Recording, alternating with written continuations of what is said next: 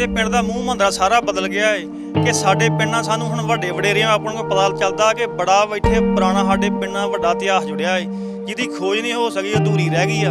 ਕਿਉਂਕਿ ਲੋਕਾਂ ਸਗੋਂ ਬਾਹਰੋਂ ਸਾਨੂੰ ਪਤਾ ਲੱਗਦਾ ਕਿ ਸਾਡੇ ਪਿੰਡ ਦਾ ਇਤਿਹਾਸ ਸਿਕੰਦਰ ਜਿਹੜਾ ਹੈਗਾ ਇਹ ਰਾਜਾ ਉਹਦੇ ਨਾਲ ਜੁੜਿਆ ਸੀ ਤੇ ਸਾਡੇ ਇਹਦੇ ਖੋਜ ਹੋਣੀ ਚਾਹੀਦੀ ਜਿਹੜੀ ਸਰਕਾਰ ਨੇ ਕਰਵਾਈ ਨਹੀਂ ਆ ਤੇ ਇਹਦੀ ਖੋਜ ਹੋਏ ਤੇ ਸਗੋਂ ਬੜੇ ਵੱਡੇ ਪੱਧਰ ਤੇ ਇਹਦੀ ਜਿਹੜੀ ਆ ਜਾਣਕਾਰੀ ਮਿਲ ਸਕਦੀ ਹੈ ਤੇ ਆਉਣ ਵਾਲੀ ਜਿਹੜੀ ਪੀੜ੍ਹੀ ਉਹ ਜਾਣੂ ਹੋ ਸਕਦੀ ਹੈ ਕਿ ਇਹ ਪਿੰਡ ਦਾ ਇਤਿਹਾਸ ਕੀ ਆ।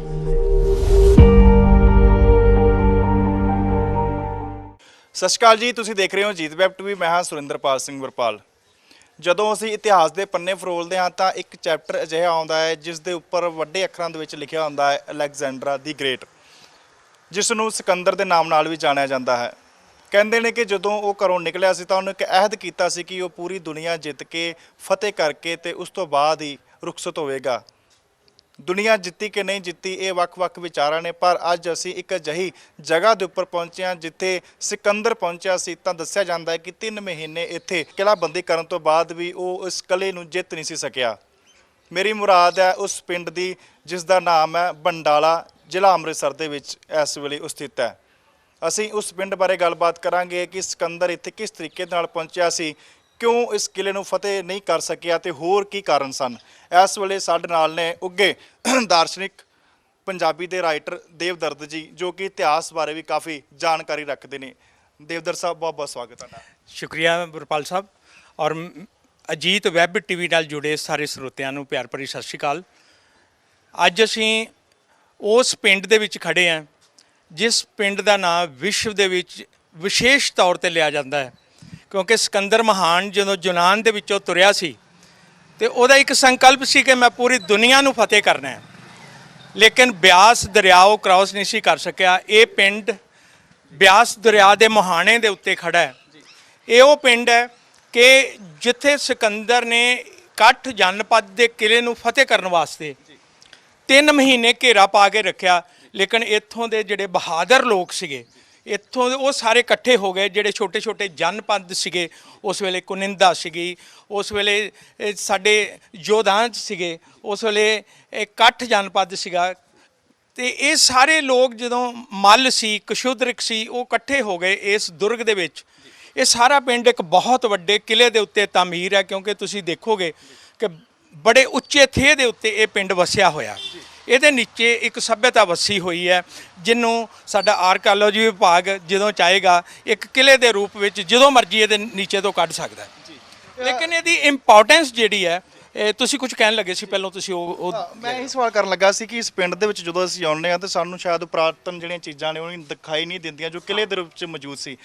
ਜੇਕਰ ਇਸ ਨੂੰ ਦੇਖਣਾ ਹੋਵੇ ਜਾਂ ਜਿੰਨਾ ਤੱਕ ਤੁਹਾਡੀ ਹੁਣ ਤੱਕ ਦੀ ਖੋਜ ਹੈ, ਇਹ ਜਿਹੜਾ ਕਿਲ੍ਹਾ ਸੀ ਉਹ ਹੁਣ ਕਿੱਥੇ ਹੈ, ਕਿਸ ਹਾਲਤ ਦੇ ਵਿੱਚ ਹੈ ਇੱਥੇ? ਮੈਂ ਉਹ ਦੱਸ ਰਿਹਾ ਕਿ ਜਦੋਂ ਜਿਹੜੀਆਂ ਚੀਜ਼ਾਂ ਜਦੋਂ ਅਸੀਂ ਖੁਦਾਈ ਕਰਦੇ ਹਾਂ ਤੇ ਇਹ ਜਿਹੜੀਆਂ ਬਿਲਡਿੰਗਸ ਤੁਹਾਨੂੰ ਦਿਖ ਰਹੀਆਂ ਹੈਗੀਆਂ ਇਹ ਉਸ ਤੋਂ ਬਾਅਦ ਤਾਮੀਰ ਹੋਈਆਂ ਨੇ, ਔਰ ਇਹ ਕਈ ਵਾਰ ਢੱਠੀਆਂ ਕਈ ਵਾਰ ਬਣੀਆਂ। ਇਸੇ ਕਰਕੇ ਇਹ ਪਿੰਡ ਜਿਹੜੇ ਆ ਉੱਚੇ ਪਿੰਡ ਹੋ ਜਾਂਦੇ ਆ। ਪੰਜਾਬ ਦੇ ਵਿੱਚ ਜਾਂ ਹਿੰਦੁਸਤਾਨ 'ਚ ਜਿਹੜੇ ਵੀ ਉੱਚੇ ਪਿੰਡ ਨੇ ਉਹਨਾਂ ਦੇ ਥੱਲੇ ਸੱਭਿਅਤਾਵਾਂ ਜਿਹੜੀਆਂ ਪੁਰਾਣੀਆਂ ਸੱਭਿਅਤਾਵਾਂ ਦਫਨ ਨੇ। ਤੇ ਇਹ ਇੱਕ ਇਹੋ ਜਿਹਾ ਇਤਿਹਾਸਕ ਪਿੰਡ ਹੈ ਬੰਡਾਲਾ। ਇਹ ਜਿਹੜੇ ਇੱਥੋਂ ਦੇ ਨਿੱਕੇ ਨਿੱਕੇ ਰਾਜ ਸੀਗੇ, ਖਾਸ ਕਰਕੇ ਕੱਠ ਜਨਪਦ ਦਾ ਕੇਂਦਰ ਸੀਗਾ ਤੇ ਕੱਠ ਲੋਕ ਜਾਂ ਇਹਦੇ ਆਲੇ ਦੁਆਲੇ ਜਿਹੜੇ ਨਿੱਕੇ ਨਿੱਕੇ ਰਾਜ ਸੀ ਇਹ ਬਹੁਤ ਬਹਾਦਰ ਲੋਕ ਸੀਗੇ। ਤੇ ਸਿਕੰਦਰ ਤੇ ਜਦੋਂ ਜੁਲਾਈ ਦੇ ਪਹਿਲੇ ਹਫ਼ਤੇ 326 BC ਦੇ ਵਿੱਚ ਇੱਥੇ ਆਇਆ, ਉਹਨਾਂ ਦਿਨਾਂ 'ਚ ਇੱਥੇ ਬਰਸਾਤ ਸੀਗੀ। ਬਿਆਸ ਦਰਿਆ ਪੂਰਾ ਆਪਣੇ ਜਲਾਉ ਦੇ ਵਿੱਚ ਸੀਗਾ, ਬਿਆਸ ਦਰਿਆ ਚੜ੍ਹਿਆ ਹੋਇਆ ਸੀਗਾ ਤੇ ਉਹਦੀਆਂ ਆਫ ਸ਼ੂਟਸ ਜਿਹੜੀਆਂ ਇਸ ਪਿੰਡ ਦੇ ਨਾਲ ਖਹਿ ਕੇ ਲੰਘਦੀਆਂ ਸੀਗੀਆਂ ਤੇ ਇਹ ਸਾਰਾ ਇਲਾਕਾ ਦਲਦਲ ਬਣ ਜਾਂਦਾ ਸੀਗਾ। ਤੇ ਉਹਨੇ ਪਹਿਲਾ ਯੁੱਧ ਉਹਦਾ ਇੱਥੇ ਹੋਇਆ। ਲੇਕਿਨ ਇਤਿਹਾਸਕਾਰਾਂ ਦਾ 2-3 ਮੱਤ ਨੇ ਕਿ ਕੀ ਉਹਨੇ ਫਤਿਹ ਕੀਤਾ। ਇੱਕ ਮੱਤ ਇਹ ਹੈ ਕਿ ਸਿਕੰਦਰ ਜਦੋਂ ਵੀ ਕਿਤੇ ਹਮਲਾ ਕਰਦਾ ਸੀਗਾ ਉਹ ਆਪਣੀ ਟੀਮ ਦੀ ਅਗਵਾਈ ਕਰਦਾ ਸੀ ਤੇ ਸਿਕੰਦਰ ਜਦੋਂ ਇਸ ਦੁਰਗ ਦੇ ਉੱਤੇ ਚੜ੍ਹਿਆ ਤੇ ਉਹਨੂੰ ਬਰਸ਼ੀ ਵੱਜ ਗਈ। ਇੱਕ ਮੱਤ ਇਹ ਹੈ ਜਿਹੜਾ ਸਾਡੇ ਮਨਮੋਹਨ ਬਾਵਾ ਜਿਹੜੇ ਸਾਡੇ ਵੱਡੇ ਰਾਈਟਰ ਨੇ ਉਹਨਾਂ ਦੇ ਨਾਵਲ ਯੁੱਧਨਾਦ ਦੇ ਵਿੱਚ ਵੀ ਇਹਦਾ ਜ਼ਿਕਰ ਆਉਂਦਾ ਹੈ। ਕੁਝ ਇਤਿਹਾਸਕਾਰ ਇਹ ਕਹਿੰਦੇ ਨੇ ਕਿ ਇਹ ਲੋਕ ਬੜੇ ਬਹਾਦਰ ਸੀਗੇ, ਇਹਨਾਂ ਨਾਲ ਗਹਿ-ਗਾਹ 'ਚ ਲੜਾਈ ਹੋਈ ਲੇਕਿਨ ਸਿਕੰਦਰ ਜਿਹੜਾ ਇਹਨੂੰ ਫਤਿਹ ਨਹੀਂ ਕਰ ਸਕਿਆ ਤੇ ਸਿਕੰਦਰ ਨੇ ਪਿੱਛੇ ਪੜਾਅ ਪਾ ਲਿਆ ਕਿ ਇਹਨੂੰ ਬਾਅਦ ਵਿੱਚ ਫਤਿਹ ਕਰਦੇ ਹਾਂ। ਇੱਕ ਮੱਤ ਇਤਿਹਾਸਕਾਰਾਂ ਦਾ ਇਹ ਹੈ ਕਿ ਸਿਕੰਦਰ ਦੇ ਸੈਨਾਪਤੀ ਨਿਰੰਤਰ ਲੜਾਈਆਂ ਕਰ ਕਰਕੇ ਥੱਕ ਚੁੱਕੇ ਸੀਗੇ ਤੇ ਉਹ ਉਹਨਾਂ 'ਚ ਇੰਨੀ ਹਿੰਮਤ ਨਹੀਂ ਸੀ ਰਹਿ ਗਈ ਕਿ ਉਹ ਇਹਨਾਂ ਬਹਾਦਰ ਲੋਕਾਂ ਦੇ ਨਾਲ ਲੜ ਲੈਂਦੇ।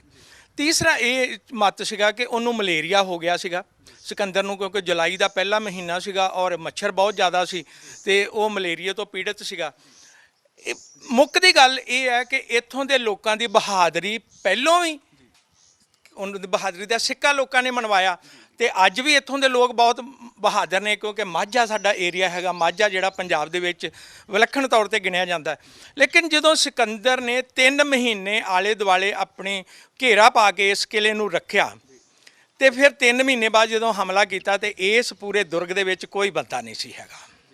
ਉਹ ਬੰਦੇ ਸਾਰੇ ਇੱਥੋਂ ਨਿਕਲ ਗਏ ਤੇ ਫਿਰ ਇਹ ਆਖਿਆ ਜਾਂਦਾ ਕਿ ਉਹ ਇੱਥੋਂ ਮਾਈਗ੍ਰੇਟ ਕਰਕੇ ਗੁਰਾਇਆਂ ਦੇ ਲਾਗੇ ਉਹਨਾਂ ਨੇ ਜਾ ਕੇ 2 ਪਿੰਡ ਤਾਮੀਰ ਕੀਤੇ। ਉਹਨਾਂ ਦਾ ਨਾਮ ਵੀ ਜੰਡਿਆਲਾ ਤੇ ਬੰਡਾਲਾ ਹੈ। ਜਿੰਨਾ ਜੰਡਿਆਲਾ ਤੇ ਬੰਡਾਲਾ ਵਿੱਥ ਤੇ ਆ, ਉਹਨਾਂ ਹੀ ਜੰਡਿਆਲਾ ਬੰਡਾਲਾ ਉੱਥੇ ਵਿੱਥ ਤੇ ਆ। ਤੇ ਫਿਰ 1 ਸਦੀ ਦੇ ਕਰੀਬ ਉਹ ਜੰਡਿਆਲਾ ਤੇ ਬੰਡਾਲਾ ਉੱਥੇ ਰਹੇ। ਫਿਰ ਕੋਈ ਇਸ ਤਰ੍ਹਾਂ ਦੇ ਹਾਲਾਤ ਬਣੇ ਕਿ ਉੱਥੋਂ ਮਾਈਗ੍ਰੇਟ ਕਰਕੇ ਉਹ ਗੁਜਰਾਤ ਚਲੇ ਗਏ ਤੇ ਗੁਜਰਾਤ ਜਾ ਕੇ ਜਿਹੜਾ, ਕਿਉਂਕਿ ਇਹ ਇਕੱਠ ਲੋਕ ਸੀਗੇ ਤੇ ਉਹਨਾਂ ਨੇ ਕਾਠੀਆਵਾੜ ਸ਼ਹਿਰ ਵਸਾਇਆ। ਅੱਜ ਵੀ ਜਿਹੜਾ ਕਾਠੀਆਵਾੜ ਦਾ ਰਾਜਾ ਹੈ ਉਹਦੀ ਬੰਸਾਵਲੀ ਦੇ ਵਿੱਚ ਉਹਦਾ ਪਿਛੋਕੜ ਇਸ ਪਿੰਡ ਦੇ ਨਾਲ ਜੁੜਦਾ ਹੈ। ਇਹ ਪਿੰਡ ਸੱਚਮੁੱਚ ਇਤਿਹਾਸਕ ਹੈ, ਲੇਕਿਨ ਕਿਉਂਕਿ ਸਾਡਾ ਵਿਭਾਗ ਜਿਹੜੇ ਨੇ ਉਹ ਇੰਨਾ ਕੰਮ ਨਹੀਂ ਕਰ ਰਹੇ, ਸਾਡੀ ਗੌਰਮੈਂਟ ਜਿਹੜੀ ਉਹ ਸੁਹਿਰਦ ਨਹੀਂ ਹੈਗੀ। ਚਾਹੀਦਾ ਤੇ ਇਹ ਸੀਗਾ ਕਿ ਇਹ ਗੱਲ ਬਹੁਤ ਦੇਰ ਦੀ ਚੱਲ ਰਹੀ ਹੈ। ਜਦੋਂ ਅੰਮ੍ਰਿਤਸਰ ਸ਼ਹਿਰ ਦੇ ਵਿੱਚ DC ਸਰਦਾਰ ਕਾਹਨ ਸਿੰਘ ਪੰਨੂ ਹੁੰਦੇ ਸੀਗੇ, ਉਹ ਮੇਰੇ ਨਾਲ ਘੱਟੋ ਘੱਟ 3 ਵਾਰੀ ਇਸ ਪਿੰਡ ਦੇ ਵਿੱਚ ਆਏ।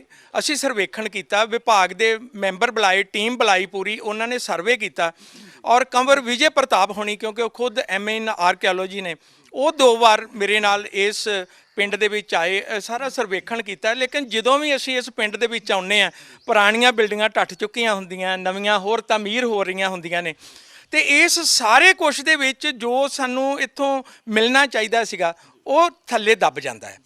ਹੁਣ ਵਿਭਾਗ ਨੂੰ ਚਾਹੀਦਾ, ਪਿੱਛੇ ਜਿਉਂ ਕਾਹਨ ਸਿੰਘ ਪੰਨੂ ਇੱਥੇ ਸਨ, ਉਹਨਾਂ ਨੇ ਆਪਣੇ ਯਤਨਾਂ ਦੇ ਨਾਲ ਗੌਰਮੈਂਟ ਕੋਲੋਂ 25 ਲੱਖ ਰੁਪਈਆ ਮਨਜ਼ੂਰ ਕਰਵਾਇਆ ਸੀ ਕਿ ਜਿਹੜਾ ਸਰਦਾਰ ਕਰਮ ਸਿੰਘ ਹੋਣਾ ਦਾ ਘਰ ਹੈ, ਜਿੱਥੋਂ ਉਸ ਕਿਲੇ ਦੀ ਦੀਵਾਰ ਦੇ ਅਵਸ਼ੇਸ਼ ਮਿਲੇ, ਤੁਸੀਂ ਹੈਰਾਨ ਹੋਵੋਗੇ ਕਿ ਉਹ ਦੀਵਾਰ ਜਿਹੜੀ ਹੈ ਉਹ 14 ਫੁੱਟ ਚੌੜੀ ਸੀ। 14 ਫੁੱਟ ਚੌੜੀ ਔਰ 200 ਮੀਟਰ ਲੰਬੀ ਅਸੀਂ ਦੀਵਾਰ ਉਦੋਂ ਇੱਥੋਂ ਪੁੱਟੀ ਸੀਗੀ। ਤੇ ਜਦੋਂ ਉਹ ਇੱਟਾਂ, ਕਿਉਂਕਿ ਕੁਸ਼ਾਣ ਪੀਰੀਅਡ ਦੀਆਂ ਇੱਟਾਂ ਉਹਨੂੰ ਲੱਗੀਆਂ ਹੋਈਆਂ ਸੀ, ਉਹ ਇੱਟ ਦਾ ਸਾਈਜ਼ ਜਿਹੜਾ 14 ਇੰਚ ਬਾਈ 10 ਇੰਚ ਬਾਈ 3 ਇੰਚ ਹੈ ਔਰ ਅਸੀਂ 80 ਇੱਟਾਂ ਥੱਲੇ ਗਏ ਸੀ। ਫਿਰ ਅਸੀਂ ਉਹਨੂੰ ਬੰਦ ਕਰ ਦਿੱਤਾ ਕਿਉਂਕਿ ਬਹੁਤ ਥੱਲੇ ਚਲੇ ਗਏ, ਲਗਭਗ 20-22 ਫੁੱਟ ਥੱਲੇ ਚਲੇ ਗਏ ਸੀਗੇ। ਤੇ ਅਸੀਂ ਕਿਹਾ ਕਿ ਵਿਭਾਗ ਕੋਲੋਂ ਪਰਮਿਸ਼ਨ ਲੈ ਕੇ ਪ੍ਰੋਪਰ ਇਹਦੀ ਖੁਦਾਈ ਕਰਾਂਗੇ। ਤੇ ਫਿਰ ਕਾਹਨ ਸਿੰਘ ਪੰਨੂ ਹੋਣਾ ਨੇ ਜਦੋਂ ਗੌਰਮੈਂਟ ਕੋਲੋਂ ਉਹ ਗ੍ਰਾਂਟ ਮਨਜ਼ੂਰ ਕਰਵਾਈ, ਇਨ ਬਿਟਵੀਨ ਹੀ ਉਹਨਾਂ ਦੀ ਬਦਲੀ ਹੋ ਗਈ ਔਰ ਜਦੋਂ ਉਹ ਅਫਸਰ ਜਿਹੜਾ ਇੰਟਰਸਟ ਲੈਂਦਾ ਹੋਵੇ ਕਿਸੇ ਖਾਸ ਕੰਮ ਦੇ ਵਿੱਚ, ਉਹ ਬਦਲ ਜਾਵੇ ਤੇ ਉਸ ਤੋਂ ਬਾਅਦ ਗੱਲ ਜਿਹੜੀ ਉਹ ਠੰਡੇ ਬਸਤੇ ਦੇ ਵਿੱਚ ਪੈ ਜਾਂਦੀ ਹੈ। ਚਾਹੀਦਾ ਤੇ ਇਹ ਸੀਗਾ ਕਿ ਉਦੋਂ ਭਾਜੀ ਕਰਮ ਸਿੰਘ, ਜਿਨ੍ਹਾਂ ਦੇ ਘਰੋਂ, ਜਿਨ੍ਹਾਂ ਦੀ ਹਵੇਲੀ ਦੇ ਵਿੱਚੋਂ ਇਹ ਦੀਵਾਰ ਮਿਲੀ ਸੀ, ਉਹ ਵੀ ਸਹਿਮਤ ਸਨ। ਉਹ ਅੱਜ ਵੀ ਸਹਿਮਤ ਨੇ ਕਿ ਇੱਥੋਂ ਤੁਸੀਂ ਖੁਦਾਈ ਕਰ ਸਕਦੇ ਹੋ। ਪਰ ਇਹ ਗੱਲ ਤੇ ਫਿਰ ਵੀ ਵਿਭਾਗ ਤੇ ਆ ਕੇ ਮੁੱਕਣੀ ਹੈ, ਪੈਸੇ ਤੇ ਆ ਕੇ ਮੁੱਕਣੀ ਹੈ, ਗ੍ਰਾਂਟਾਂ ਤੇ ਆ ਕੇ ਮੁੱਕਣੀ ਹੈ ਕਿ ਇਸ ਪਿੰਡ ਵਾਸਤੇ ਕੀ ਸਾਡਾ ਕੋਈ ਚੀਫ ਮਿਨਿਸਟਰ, ਸਾਡਾ ਕੋਈ ਮੰਤਰੀ ਸੁਹਿਰਦ ਹੈ ਜਿਹੜਾ ਇਸ ਪਿੰਡ ਨੂੰ ਦੁਨੀਆ ਦੇ ਨਕਸ਼ੇ ਤੇ ਲੈ ਕੇ ਆਵੇ। ਕਿਉਂਕਿ ਸਾਡੇ ਪੰਜਾਬ ਵਾਸਤੇ ਔਰ ਖਾਸ ਕਰਕੇ ਅੰਮ੍ਰਿਤਸਰ ਵਾਸਤੇ ਬੜੀ ਫਖਰ ਦੀ ਗੱਲ ਹੈ ਕਿ ਸਾਡੇ ਅੰਮ੍ਰਿਤਸਰ ਜ਼ਿਲ੍ਹੇ ਦਾ, ਮਾਝੇ ਦਾ ਉਹ ਪਿੰਡ ਜਿੱਥੋਂ ਸਿਕੰਦਰ ਅੱਗੇ ਨਹੀਂ ਜਾ ਸਕਿਆ, ਵਾਪਸ ਚਲਾ ਗਿਆ। ਕੁਝ ਨਾ ਕੁਝ ਤੇ ਕਾਰਨ ਹੋਣਗੇ ਸਿਕੰਦਰ ਦੇ ਵਾਪਸ ਜਾਣ ਤੇ, ਨਹੀਂ ਤੇ ਜਿਹੜਾ ਇੱਕ ਮਹਾਨ ਵਿਅਕਤੀ ਜਿਹਦੇ ਨਾਂ ਦੇ ਨਾਲ ਦੀ ਗ੍ਰੇਟ ਲੱਗਿਆ ਹੋਇਆ, ਅਕਬਰ ਦੀ ਗ੍ਰੇਟ, ਅਸ਼ੋਕਾ ਦੀ ਗ੍ਰੇਟ, ਤੇ ਉਹ ਲੋਕ ਦਾ ਅਲੈਗਜ਼ੈਂਡਰ ਦੀ ਗ੍ਰੇਟ ਕਹਿੰਦੇ ਸੀਗੇ। ਉਹ ਗ੍ਰੇਟ ਜਿਹਨੇ ਇੱਕ ਅਹਿਦ ਕੀਤਾ ਕਿ ਮੈਂ ਦੁਨੀਆ ਫਤਿਹ ਕਰਨੀ ਹੈ, ਕੀ ਕਾਰਨ ਹੋ ਗਏ ਕਿ ਉਹ ਇਸ ਪਿੰਡ ਤੋਂ ਵਾਪਸ ਚਲਾ ਗਿਆ। ਇਸ ਪਿੰਡ ਦੇ ਇਹ ਵਸਨੀਕਾਂ ਨੂੰ, ਲੋਕਾਂ ਦੀ ਬਹਾਦਰੀ ਨੂੰ ਵਿਸ਼ਵ ਦੇ ਉੱਤੇ ਮੂਰਤੀਮਾਨ ਕਰਨ ਦੀ ਜ਼ਰੂਰਤ ਹੈ ਕਿ ਇਹ ਲੋਕ ਕਿੰਨੇ ਬਹਾਦਰ ਸੀਗੇ, ਜਿੱਥੋਂ ਸਿਕੰਦਰ ਜਿਹੜਾ ਸੀਗਾ ਪੁੱਠੇ ਪੈਰੀਂ ਵਾਪਸ ਚਲਾ ਗਿਆ। ਅਸੀਂ ਪੰਜਾਬੀ 'ਚ ਕਹਿੰਦੇ ਪੁੱਠੇ ਪੈਰੀਂ ਵਾਪਸ ਜਾਣਾ ਹੈ। ਉਹਨਾਂ ਸਾਰੀਆਂ ਚੀਜ਼ਾਂ ਨੂੰ ਤਲਾਸ਼ਣ ਦੀ ਲੋੜ ਹੈ ਔਰ ਇਸ ਪਿੰਡ ਦੇ ਵਿੱਚ ਜਿੰਨੇ ਵੀ ਹਿਸਟਰੀ ਨਾਲ ਜੁੜੇ ਅਵਸ਼ੇਸ਼ ਜੁੜੇ ਹੋਏ ਆ, ਉਹਨਾਂ ਨੂੰ ਤਲਾਸ਼ਣ ਦੀ, ਸੰਭਾਲਣ ਦੀ ਔਰ ਇਸ ਪਿੰਡ ਨੂੰ ਟੂਰਿਜ਼ਮ ਵਾਸਤੇ ਡਿਵੈਲਪ ਕਰਨ ਦੀ ਜ਼ਰੂਰਤ ਹੈ। ਸਾਡੇ ਕਿਉਂਕਿ ਹਰਿਮੰਦਰ ਸਾਹਿਬ ਪੂਰੀ ਦੁਨੀਆ ਉੱਥੇ ਆਉਂਦੀ ਹੈ, ਕੇਂਦਰ ਹੈ ਸਾਰੇ ਵਿਸ਼ਵ ਦਾ, ਸਾਡੀ ਆਸਥਾ ਦਾ ਕੇਂਦਰ ਹੈ।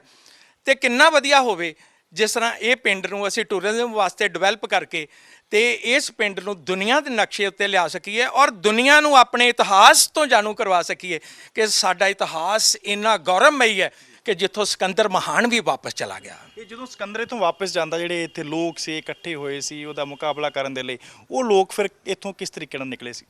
ਇਹ ਸਾਨੂੰ ਇਹ ਸਮਝਣਾ ਪਏਗਾ ਕਿ ਇਹ ਸਾਰਾ ਇਲਾਕਾ ਜਿਹੜਾ ਪੂਰਾ ਨਿੱਕੇ ਨਿੱਕੇ ਰਾਜ ਹੁੰਦੇ ਸੀ, ਜਿਨ੍ਹਾਂ ਨੂੰ ਅਸੀਂ ਜਨਪਦ ਕਹਿੰਦੇ ਆ ਜਾਂ ਰਿਪਬਲਿਕਸ ਕਹਿੰਦੇ ਆ। ਉਹ ਜਨਪਦ ਜਿਹੜੇ ਸੀਗੇ ਜਦੋਂ ਵੱਡਾ ਹਮਲਾਵਰ ਆਉਂਦਾ ਸੀਗਾ ਤੇ ਉਦੋਂ ਇਕੱਠੇ ਹੋ ਜਾਂਦੇ ਸੀਗੇ। ਇਸ ਦੁਰਗ ਦੀ ਇਹੋ ਹੀ ਇੱਕ ਖੂਬਸੂਰਤ ਗੱਲ ਹੈ ਕਿ ਇਹ ਸਾਰੇ ਇਕੱਠੇ ਹੋਏ, ਇਹਨਾਂ ਨੇ ਸਿਕੰਦਰ ਦੇ ਖਿਲਾਫ ਲੜਾਈ ਲੜੀ, ਲੇਕਿਨ ਸਿਕੰਦਰ ਇਸ ਕਿਲੇ ਨੂੰ ਫਤਿਹ ਨਹੀਂ ਕਰ ਸਕਿਆ। ਹਾਂ, ਜਦੋਂ ਇਤਿਹਾਸ ਫਰੋਲਦੇ ਆ ਤਾਂ ਉਹਦੇ ਵਿੱਚ ਮੈਂ ਜਾਣਨਾ ਚਾਹਾਂਗਾ, ਸਾਡੇ ਦਰਸ਼ਕ ਜਾਣਨਾ ਚਾਹਣਗੇ ਕਿ ਜਦੋਂ ਸਿਕੰਦਰ ਇੱਥੋਂ ਵਾਪਸ ਜਾਂਦਾ ਹੈ ਉਸ ਤੋਂ ਬਾਅਦ ਉਹਦਾ ਕੋਈ ਇੱਥੇ ਜਿਹੜਾ ਸੀ ਉਹ ਰਹਿ ਗਿਆ ਸੀ ਕੋਈ ਬੰਦਾ, ਜਾਂ ਕਦੋਂ ਤੱਕ ਰਿਹਾ ਜੀ ਜੇਕਰ ਰਿਹਾ ਸੀ ਤਾਂ? ਮੈਂ ਆਪਣੇ ਬੇਟੇ ਨੂੰ ਕਹਾਂਗਾ ਕਿ ਇਸ ਗੱਲ ਨੂੰ ਜ਼ਰੂਰ ਅੱਗੇ ਤੋੜੇ। ਪ੍ਰਤੀਕ ਜਿਹਦਾ ਸਬਜੈਕਟ ਹੀ ਆਰਕੀਓਲੋਜੀ ਹੈ, ਨਿਊਮਿਸਮੈਟਿਕ ਹੈ, ਮੈਂ ਉਹਨੂੰ ਜ਼ਰੂਰ ਕਹਾਂਗਾ ਕਿ ਉਹ ਵੀ ਪ੍ਰਤੀਕ ਇਸ ਗੱਲ ਤੇ ਚਾਨਣਾ ਜ਼ਰੂਰ ਪਵੇ ਕਿ ਉਹਦੇ ਕਿਹੜੇ ਕਿਹੜੇ ਸੈਨਾਪਤੀ ਇੱਥੇ ਰਹੇ, ਉਹਨਾਂ ਨੇ ਕਿਹੜੇ ਕਿਹੜੇ ਏਰੀਏ ਦੇ ਵਿੱਚ ਆਪਣਾ ਰਾਜ ਸਥਾਪਿਤ ਕੀਤਾ, ਤੇ ਕਿੰਨੀ ਦੇਰ ਸਿਕੰਦਰ ਦੇ ਜਾਣ ਤੋਂ ਬਾਅਦ ਵੀ ਉਹਨਾਂ ਦੇ ਸੈਨਾਪਤੀ ਇੱਥੇ ਰਾਜ ਕਰਦੇ ਰਹੇ। ਪ੍ਰਤੀਕ ਜੀ, ਜਿਹੜਾ ਸਰ ਨੇ ਦੱਸਿਆ ਹੈ ਕਿਹੜੇ ਕਿਹੜੇ ਸੈਨਾਪਤੀ ਸੀ, ਕਦੋਂ ਤੱਕ ਰਾਜ ਕੀਤਾ ਉਹਨਾਂ ਨੇ? ਸਿਕੰਦਰ ਦੇ ਜਾਣ ਤੋਂ ਬਾਅਦ ਜਿਹੜਾ ਉਹਦਾ ਸੈਨਾਪਤੀ ਸੈਲਿਊਕਸ ਨਿਕੇਟਰ ਸੀਗਾ, ਸੈਲਿਊਕਸ ਨਿਕੇਟਸ ਨੇ ਇੱਥੇ ਰਾਜ ਕੀਤਾ। ਉਸ ਤੋਂ ਬਾਅਦ ਉਹਦੇ ਬਹੁਤ ਸਾਰੇ ਸੈਨਾਪਤੀ ਆਏ, ਅਪੋਲੋਡੋਟਸ ਆਇਆ, ਐਂਟੀਮੈਕਸ ਆਇਆ, ਫਿਰ ਮਨੈਂਡਰ ਆਇਆ, ਮਨੈਂਡਰ 2 ਆਏ, ਫਿਰ ਅਪੋਲੋਡੋਟਸ 2 ਆਏ। ਇਸ ਤਰ੍ਹਾਂ ਦੇ ਬਹੁਤ ਸਾਰੇ ਰਾਜੇ ਆਏ ਜਿਨ੍ਹਾਂ ਨੇ ਲਗਭਗ 300 ਸਾਲ ਰਾਜ ਕੀਤਾ, ਤੇ ਬਾਅਦ 'ਚ ਫਿਰ ਕੁਸ਼ਾਨਜ਼ ਨੇ ਆ ਕੇ ਉਹਨਾਂ ਨੂੰ ਡਿਮੋਲਿਸ਼ ਕਰ ਲਿਆ। ਇਹ ਕਦੋਂ ਤੱਕ ਰਹਿੰਦੇ ਨੇ ਤੇ ਕਿਸ ਤਰੀਕੇ ਦਾ ਰਾਜ ਸੀ ਉਸ ਵੇਲੇ ਦਾ ਜਿਹੜਾ ਤੁਸੀਂ ਪੜ੍ਹਿਆ ਹੋਵੇ? 323 ਦੇ ਵਿੱਚ ਤੇ ਸਿਕੰਦਰ ਹੁਣੀ ਵਾਪਸੀ ਜਾਂਦੇ ਸੀਗੇ, ਤੇ 10 AD ਤੱਕ ਸਿਕੰਦਰ ਦੇ ਜਿਹੜੇ ਸੈਨਾਪਤੀ ਸੀਗੇ ਇੱਥੇ ਰਾਜ ਕਰਦੇ ਰਹੇ।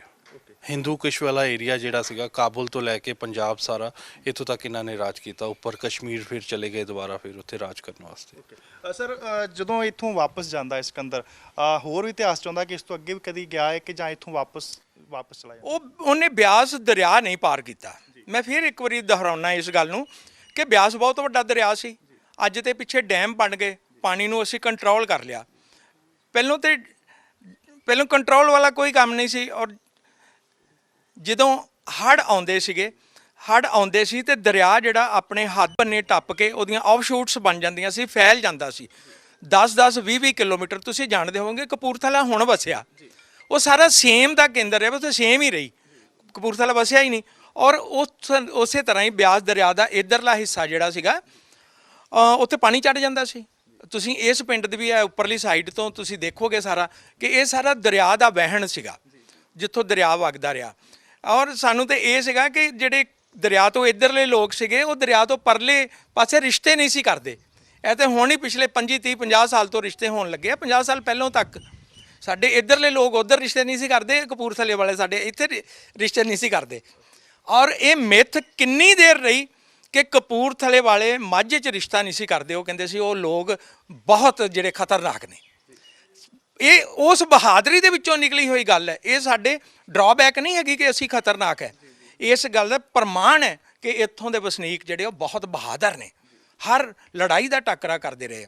ਔਰ ਖਾਸ ਕਰਕੇ ਜਿਹੜੇ ਹਿੰਦੂ ਕੁਸ਼ ਤੋਂ ਇੱਧਰ ਦਾ ਏਰੀਆ ਹੈਗਾ ਬਿਆਸ ਤੱਕ, ਇੱਥੇ ਤੇ ਬਹੁਤ ਮਾਰਾਂ ਧਾੜਾਂ ਦਾ ਕੇਂਦਰ ਰਿਹਾ। ਜਿਹੜਾ ਵੀ ਹਮਲਾਵਰ ਆਇਆ ਉਹ ਇੱਧਰੋਂ ਆਇਆ, ਔਰ ਬਹੁਤ ਘੱਟ ਜਿਹੜੇ ਅੱਗੇ ਪਹੁੰਚ ਸਕੇ, ਬਾਕੀ ਤਾਂ ਪਿੱਛੇ ਹੀ ਰਹਿ ਗਏ। ਇਸ ਕਰਕੇ ਇਹ ਬਹੁਤ ਹਿਸਟਰੀ ਨਾਲ ਜੁੜਿਆ ਹੋਇਆ ਇਲਾਕਾ ਹੈ।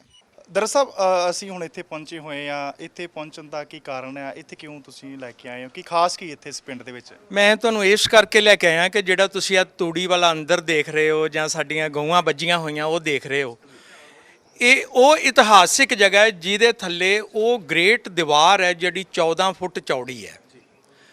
ਜਦੋਂ ਇਸ ਘਰ ਦੇ ਮਾਲਕ ਸਾਹਿਬ ਕਰਮ ਸਿੰਘ ਹੋਣਾ ਨੇ ਇੱਥੇ ਖੁਦਾਈ ਸ਼ੁਰੂ ਕੀਤੀ ਸੀਗੀ ਸਾਡੀ ਮਦਦ ਦੇ ਨਾਲ, ਤੇ ਅਸੀਂ ਦੇਖ ਕੇ ਹੈਰਾਨ ਹੋ ਗਏ ਕਿ 14 ਫੁੱਟ ਚੌੜੀ ਦੀਵਾਰ ਔਰ 200 ਮੀਟਰ ਲੰਬੀ ਅਸੀਂ ਦੀਵਾਰ ਇੱਥੋਂ ਥੱਲਿਓਂ ਉਹਦੀ ਸ਼ਨਾਖਤ ਕੀਤੀ, ਪੁੱਟੀ। ਔਰ ਇਹ ਜਿਹੜੀਆਂ ਤੁਸੀਂ ਵਿਹੜੇ 'ਚ ਇੱਟਾਂ ਲੱਗੀਆਂ ਦੇਖ ਰਹੇ ਹੋ, ਇਹ ਸਾਰੀਆਂ ਇਸ ਦੀਵਾਰ ਦਾ ਹਿੱਸਾ ਹੈ, ਜਾਂ ਪਿੰਡ ਦੀਆਂ ਦੀਵਾਰਾਂ ਦੇ ਨਾਲ ਬਹੁਤ ਸਾਰੀਆਂ ਇੱਟਾਂ ਇੱਥੋਂ ਲੱਗੀਆਂ ਹੋਈਆਂ ਸੀ। ਗੱਲ ਇਹ ਉਭਾਰਨ ਵਾਲੀ ਹੈ ਕਿ ਇਹ ਉਹ ਦੀਵਾਰ ਹੈ, ਜੇ ਮਨਮੋਹਨ ਬਾਵਾ ਹੋਣਾ ਦਾ ਨਾਵਲ ਲਈਏ ਯੁੱਧਨਾਦ, ਕਿ ਜਿਸ ਦੀਵਾਰ ਦੇ ਉੱਤੇ ਚੜ੍ਹਦਿਆਂ ਸਿਕੰਦਰ ਨੂੰ ਬਰਛੀ ਵੱਜੀ, ਜਾਂ ਜਿਹੜੀ ਦੀਵਾਰ ਨੂੰ ਸਿਕੰਦਰ ਮਹਾਨ ਵੀ ਫਤਿਹ ਨਹੀਂ ਕਰ ਸਕਿਆ, ਉਹ ਇਸ ਜਗ੍ਹਾ ਤੇ ਥੱਲੇ ਦਫਨ ਹੈ। ਔਰ ਇਹ ਪਰਿਵਾਰ ਅੱਜ ਵੀ ਸਾਡੇ ਨਾਲ ਸਹਿਮਤ ਆ ਕਿ ਅਗਰ ਵਿਭਾਗ ਇੱਥੇ ਕੰਮ ਕਰਨਾ ਚਾਹਵੇ ਤੇ ਇਸ ਘਰ ਵਾਲਿਆਂ ਨੂੰ ਪੈਸੇ ਦੇਣ, ਇਸ ਘਰ ਤੋਂ ਅਸੀਂ ਖੁਦਾਈ ਸ਼ੁਰੂ ਕਰ ਸਕਦੇ ਹਾਂ ਤੇ ਫਿਰ ਇੱਕ ਵੱਡਾ ਜਨਪਦ ਦਾ ਕਿਲਾ, ਜਿਹੜਾ ਕੱਠ ਜਨਪਦ ਦਾ ਕਿਲਾ, ਇਹ ਉਹਦੀ ਖੋਜ ਹੋ ਸਕਦੀ ਹੈ। ਪਰ ਵਿਭਾਗ ਸ਼ੁਰੂਆਤ ਤੇ ਕਰੇ। ਹੁਣ ਇਹ ਸਿਕੰਦਰ ਮਹਾਨ ਦਾ ਮੇਰੇ ਹੱਥ ਦੇ ਉੱਤੇ ਇੱਕ ਸਿੱਕਾ ਹੈ, ਬਹੁਤ ਸਾਰੇ ਸਿੱਕੇ ਨੇ ਮੇਰੇ ਕੋਲ ਸਿਕੰਦਰ ਦੇ, ਜਾਂ ਇੰਡੋ ਗ੍ਰੀਕ ਪੀਰੀਅਡ ਅਸੀਂ ਇਹਨੂੰ ਕਹਿੰਦੇ ਆ, ਉਹਦੇ ਸਿੱਕੇ ਨੇ। ਮੈਂ ਪ੍ਰਤੀਕ ਨੂੰ ਕਹਾਂਗਾ ਕਿ ਇੱਕ ਵਾਰੀ ਸਿੱਕੇ ਦਿਖਾਵੇ। ਲੇਕਿਨ ਇਹ ਪਿੰਡ ਦੀ ਇੰਪੋਰਟੈਂਸ ਇਹ ਹੈ ਕਿ ਇਹਦੇ ਵਿੱਚ ਇੱਕ ਨਾਥਾਂ ਦਾ ਮੰਦਿਰ ਹੈ, ਜਿੱਥੇ ਉਹਦੇ ਵਿੱਚ ਅੱਜ ਵੀ ਇੱਕ ਗੁਫਾਵਾਂ ਬਣਾਉਣਾ ਸਾਡੀ ਮਜਬੂਰੀ ਸੀਗੀ ਕਿ ਬਾਈ ਚਾਂਸ ਅਸੀਂ ਘਿਰ ਜਾਈਏ, ਅਸੀਂ ਕਿਹੜੇ ਰਸਤੇ ਬਾਹਰ ਨਿਕਲਣਾ। ਤਾਂ ਉਹ ਗੁਫਾਵਾਂ ਜਿਹੜੀਆਂ ਅੱਜ ਵੀ ਦੇਖੀਆਂ ਜਾਂ 7 ਗੁਫਾਵਾਂ ਇਸ ਕਿਲੇ ਦੇ ਵਿੱਚ ਨੇ, ਜਿਨ੍ਹਾਂ ਨੂੰ ਦੇਖਣਾ ਬਣਦਾ ਹੈ ਔਰ ਜਿਨ੍ਹਾਂ ਦਾ ਇੱਕ ਵੱਖਰਾ ਇਤਿਹਾਸ ਹੈ। ਹਾਂਜੀ ਪ੍ਰਤੀਕ ਜੀ, ਜਿਹੜੀ ਤੁਸੀਂ ਸਿੱਕੇ ਦਿਖਾ ਰਹੇ ਹੋ, ਇਹ ਕਿਹੜੀ ਕਰੰਸੀ ਹੈ, ਕਿਸ ਤਰੀਕੇ ਦੀ ਕਰੰਸੀ ਹੈ, ਤੇ ਤੁਸੀਂ ਮਤਲਬ ਕਿਸ ਤਰੀਕੇ ਨਾਲ ਸਾਂਭੀ ਹੋਈ ਹੈ? ਇਹ ਜਿਹੜੇ ਹੈਗੇ ਨੇ ਚਾਂਦੀ ਦੇ ਸਿੱਕੇ ਨੇ। ਇਹ ਉਸ ਵੇਲੇ ਆਪਾਂ ਨੂੰ ਡਰੈਕਮ ਭਾਸ਼ਾ ਕਹਿੰਦੇ ਹੁੰਦੇ ਸੀਗੇ, ਡਰੈਕਮ ਡਿਨੋਮੀਨੇਸ਼ਨ ਹੁੰਦੀ ਸੀਗੀ ਉਸ ਵੇਲੇ ਦੇ ਸਿੱਕੇ ਨੇ। ਜਿਹੜੇ ਅਲੈਗਜ਼ੈਂਡਰ ਤੋਂ ਬਾਅਦ ਜਿਹੜੇ ਚਲਾਏ ਗਏ ਨੇ, ਅਪੋਲੋਡੋਟਸ ਵਗੈਰਾ ਦੇ, ਉਹ ਸਾਰੇ ਸਿੱਕੇ ਨੇ। ਜਿਸ ਤਰ੍ਹਾਂ ਕਿ ਇਹ ਸਿੱਕੇ ਜਿਹੜੇ ਸੀਗੇ ਬਾਈਲਿੰਗੁਅਲ ਟਾਈਪ ਦੇ ਸਿੱਕੇ ਸੀਗੇ। ਇੱਕ ਪਾਸੇ ਗ੍ਰੀਕ ਭਾਸ਼ਾ ਲਿਖੀ ਜਾਂਦੀ ਸੀਗੀ, ਇੱਕ ਪਾਸੇ ਖਰੋਸ਼ਟੀ ਭਾਸ਼ਾ ਲਿਖੀ ਜਾਂਦੀ ਸੀਗੀ। ਹਾਂ, ਤੇ ਇੱਥੇ ਜਦੋਂ ਇਹ ਸਿੱਕੇ ਜਾਰੀ ਕੀਤੇ ਨੇ, ਉਹ ਦੀਵਾਰ ਦੇ ਜਿਹੜੇ ਪਿਛਲੇ ਪਾਸੇ ਉਹ ਰਹਿੰਦੇ ਸੀ ਸ਼ਾਸਕ, ਜਾਂ ਇਸ ਤੋਂ ਕਿੱਥੇ ਰਹਿੰਦੇ ਸੀ ਉਹ ਬੰਦੇ? ਦੀਵਾਰ ਤੋਂ ਸ਼ਾਸਕ ਮੈਂ ਸਮਝਿਆ ਨਹੀਂ। ਜਦੋਂ ਇੱਥੇ ਦੀਵਾਰ ਦੇ ਉੱਤੇ ਪਹੁੰਚੇ ਸੀ, ਇਸ ਕਿਲੇ ਨੂੰ ਫਤਿਹ ਕਰਨ ਦੇ ਲਈ ਆਏ ਸੀ, ਕਿਲਾ ਫਤਿਹ ਨਹੀਂ ਕਰ ਸਕੇ। ਗਏ ਨਹੀਂ ਨਾ ਇੱਥੋਂ। ਉਸ ਤੋਂ ਬਾਅਦ ਉਹਨਾਂ ਦੇ ਆਪਣਾ ਇਸ ਸ਼ਾਸਨ ਸ਼ੁਰੂ ਹੋ ਗਿਆ। ਉਹਨਾਂ ਦਾ ਆਪਣਾ ਸ਼ਾਸਨ, ਉਹ ਇੱਥੋਂ ਵਾਪਸ ਚਲੇ ਗਏ ਨਾ। ਇੱਥੋਂ ਵਾਪਸ ਚਲੇ ਗਏ, ਲੇਕਿਨ ਆਪਣੇ ਸੈਨਾਪਤੀ ਇੱਥੇ ਛੱਡ ਗਏ, ਜਿਨ੍ਹਾਂ ਨੇ ਇਸ ਪੂਰੇ ਰੀਜਨ ਦੇ ਵਿੱਚ ਇੱਕ ਲੰਬਾ ਅਰਸਾ ਰਾਜ ਕੀਤਾ। ਹਾਂਜੀ ਹਾਂਜੀ, ਬਹੁਤ ਬਹੁਤ ਧੰਨਵਾਦ ਜੀ ਤੁਹਾਡਾ। ਬੇਹੱਦ ਸ਼ੁਕਰੀਆ ਜੀ, ਔਰ ਅਜੀਤ ਵੈਬ ਟੀਵੀ ਦਾ ਬਹੁਤ ਬਹੁਤ ਧੰਨਵਾਦ। ਤੇ ਮੈਂ ਚਾਹਾਂਗਾ ਤੇ ਇਹ ਕਿ ਜੇਕਰ ਭਾਜੀ ਦਵਿੰਦਰ ਇੱਥੇ ਮਿਲ ਜਾਂਦੇ ਜਾਂ ਉਹਨਾਂ ਦਾ ਪਰਿਵਾਰ ਮਿਲ ਜਾਂਦਾ ਤੇ ਉਹਨਾਂ ਦੀ ਵੀ ਇੱਕ ਕਲਿੱਪ ਜ਼ਰੂਰ ਲੈਂਦੇ। ਹਾਂਜੀ, ਸੋ ਇਹ ਸਨ ਦੇਵਦਰਦ ਜੀ, ਜਿਨ੍ਹਾਂ ਨੇ ਸਾਨੂੰ ਦੱਸਿਆ ਹੈ ਕਿ ਹੁਣ ਅਸੀਂ ਉਸ ਪਰਿਵਾਰ ਦੇ ਮੈਂਬਰ ਦਵਿੰਦਰ ਸਿੰਘ ਉਹਨਾਂ ਨਾਲ ਗੱਲਬਾਤ ਕਰਾਂਗੇ, ਜਿਨ੍ਹਾਂ ਦੇ ਫਾਦਰ ਕਰਮ ਸਿੰਘ ਕਾਫੀ ਇੰਟਰਸਟਿਡ ਸਨ। ਕਿ ਅੱਜ ਵੀ ਉਹਨਾਂ ਦਾ ਪਰਿਵਾਰ ਕਹਿੰਦਾ ਕਿ ਜੇਕਰ ਵਿਭਾਗ ਚਾਵੇ ਜਾਂ ਜਿਹੜੇ ਪ੍ਰੇਮੀ ਨੇ ਉਹ ਚਾਹਣ ਤਾਂ ਇਸ ਕਿਲੇ ਨੂੰ ਦੁਬਾਰਾ ਜਿਹੜਾ ਹੈ ਉਹ ਖੋਦ ਕਰਕੇ ਉਸ ਦੀ ਜਿਹੜੀ ਹੈ ਸੁਰੱਖਿਅਤ ਨੂੰ ਜਿਹੜਾ ਰੱਖਿਆ ਜਾ ਸਕਦਾ ਹੈ। ਤਾਂ ਅਸੀਂ ਹੁਣ ਦਵਿੰਦਰ ਸਿੰਘ ਉਹਨਾਂ ਨਾਲ ਗੱਲਬਾਤ ਕਰਾਂਗੇ।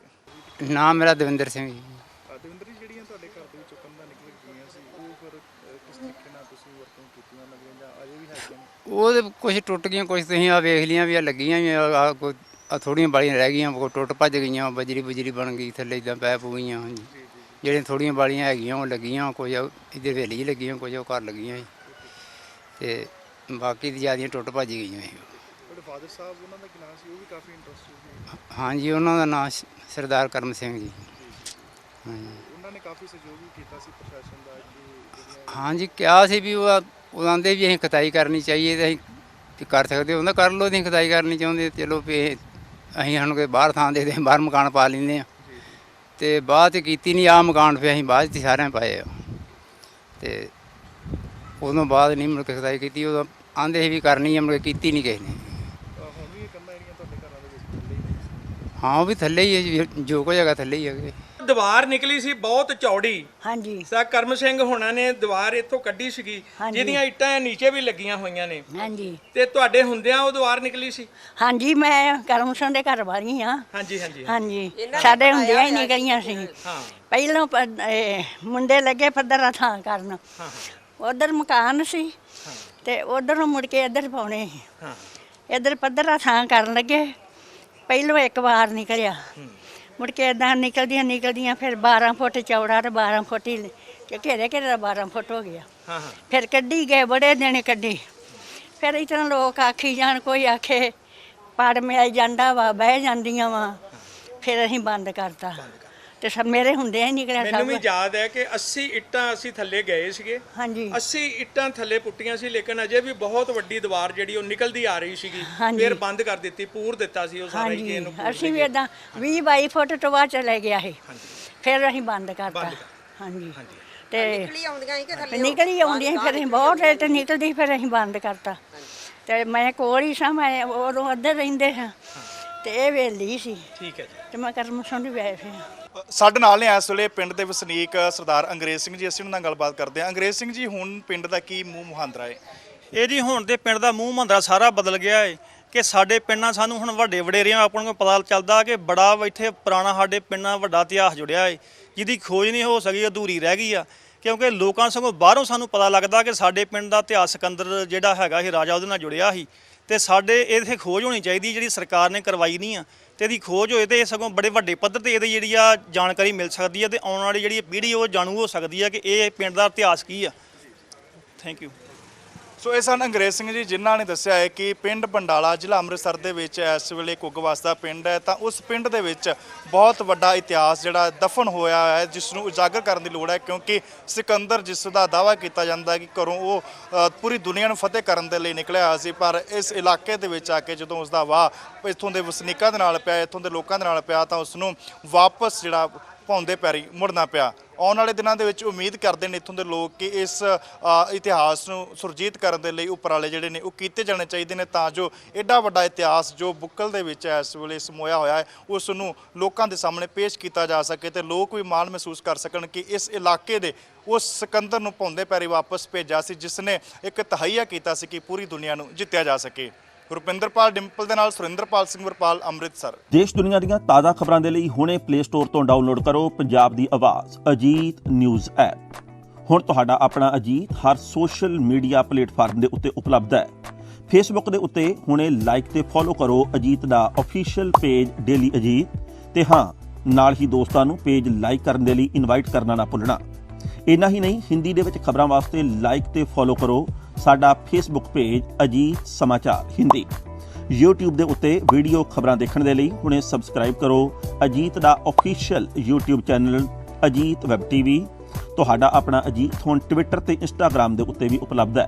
ਟਵਿੱਟਰ ਦੇ ਉੱਤੇ ਖਬਰਾਂ ਦੇ ਲਈ ਫੋਲੋ ਕਰੋ ਡੇਲੀ ਅਜੀਤ ਤੇ ਇੰਸਟਾਗ੍ਰਾਮ ਦੇ ਉੱਤੇ ਖਬਰਾਂ ਦੇ ਨਾਲ ਵੀਡੀਓ ਦੇਖਣ ਦੇ ਲਈ ਫੋਲੋ ਕਰੋ ਬਲੂ ਟਿਕ ਵਾਲਾ ਸਾਡਾ ਅਫੀਸ਼ੀਅਲ ਚੈਨਲ ਡੇਲੀ ਅਜੀਤ। ਇੰਨਾ ਹੀ ਨਹੀਂ, ਅਜੀਤ ਦੇ ਵੀਡੀਓ ਹੁਣ ਤੁਸੀਂ ਐਪਲ ਟੀਵੀ ਦੇ ਉੱਤੇ ਵੀ ਵੇਖ ਸਕਦੇ ਹੋ ਤੇ ਨਾਲ ਹੀ ਅਜੀਤ ਅਖਬਾਰ ਦਾ ਡਿਜੀਟਲ ਐਡੀਸ਼ਨ ਪੜ੍ਹਨ ਦੇ ਲਈ ਡਾਊਨਲੋਡ ਕਰੋ ਅਜੀਤ ਈ-ਪੇਪਰ ਐਪ। ਤੁਹਾਡਾ ਆਪਣਾ ਭਰੋਸੇਯੋਗ ਚੈਨਲ, ਤੁਹਾਡੀ ਆਪਣੀ ਆਵਾਜ਼, ਪੰਜਾਬ ਦੀ ਆਵਾਜ਼ ਅਜੀਤ।